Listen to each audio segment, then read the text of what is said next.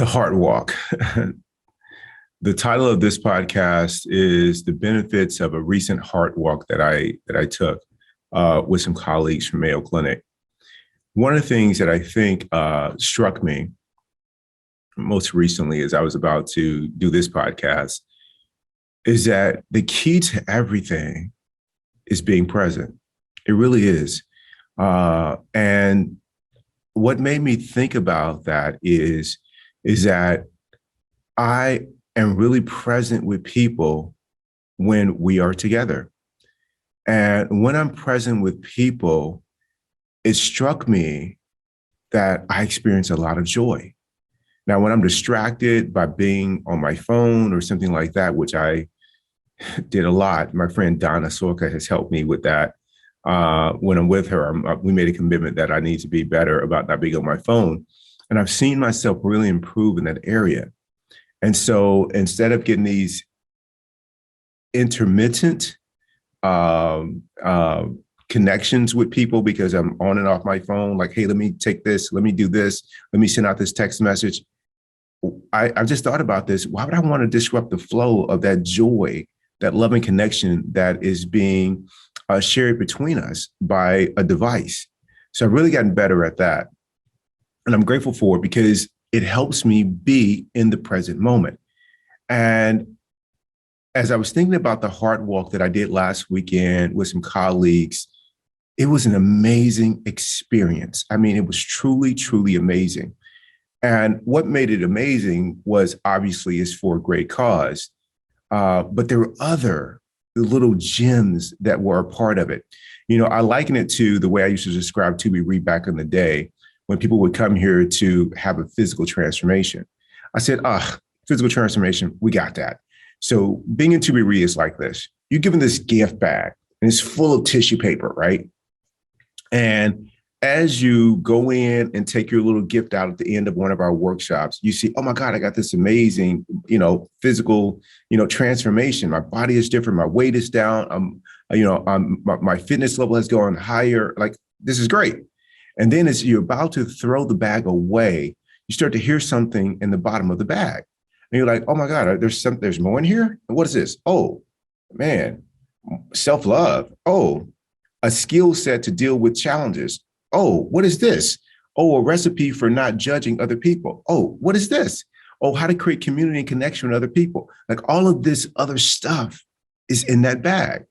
And so what I found is that when I'm being present, that's what's available to me all the time. That's what's rattling around in the gift bag, like all the time.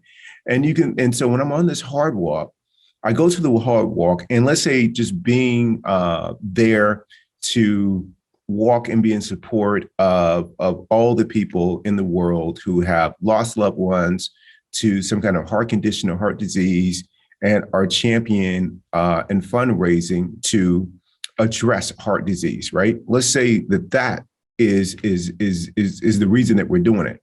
Well, when you get there, there's more in the gift bag. And for me on this Saturday, what was in the gift bag was I get to see my dear friend Dee Scoggins there.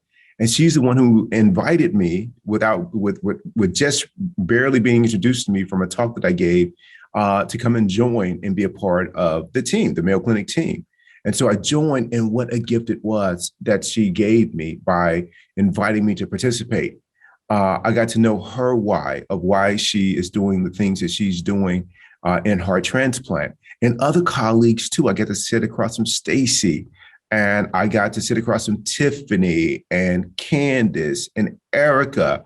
My friend Brian was there. I mean, all these amazing people. Laura Perella was there, and all these people were there who told me what their why was, like why they do what they do. I mean, it had Daphne Phillips there who shared so much like love and goodness with me about, her passion for helping people and being a resource and just all these things that were just truly amazing, that if I would have been in my old mindset of Keith 1.0, the way that I would have showed up to this event was like, oh my, I would have looked at it maybe a couple of days before, but like, oh, I gotta do the heart walk this week. Okay, I gotta do the heart walk. Okay, so how many hours will I be there? And see, I start calling people like, how long do you think this is going to take? A couple of hours? Okay, so I probably won't get home until 11 o'clock or noon. Okay, I can do that. That would have been my conversation. But instead, when the opportunity came that Candace asked, hey, listen, you guys want to go to breakfast after? That Brian and I said, yeah, let's go to breakfast. And so we went to breakfast, and that's where everyone shared with me their why. And I'm blown away. When I'm present with people, what I found is incredibly grateful to be around them, that they have chosen to have a conversation or break bread or nurture a new or an existing connection. Like, it's amazing that this even happens. My good friend, Dr. DeCuna, and my new friend, Dr. Pedro Dos Santos, invited me to join the cardio thoracic surgery research committee. Again, cardio thoracic research committee invited me to join.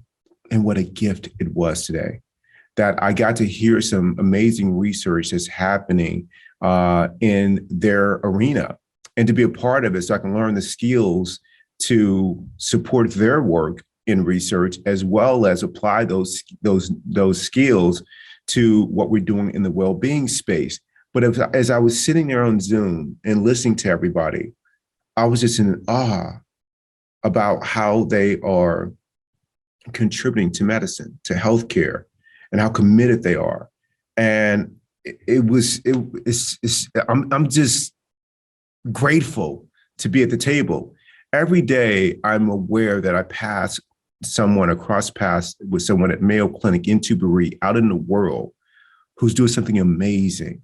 And so when I'm with people, it is impossible for me not to have an amazing experience. And again, I want to say this again, when I'm with people and not physically being there, simply physically being there, but consciously being there, even if it's somebody that we have different ideas about politics or about social issues, even then is the opportunity for me to disidentify with whatever my mind, ego, or narrative are saying about the other person or their behavior.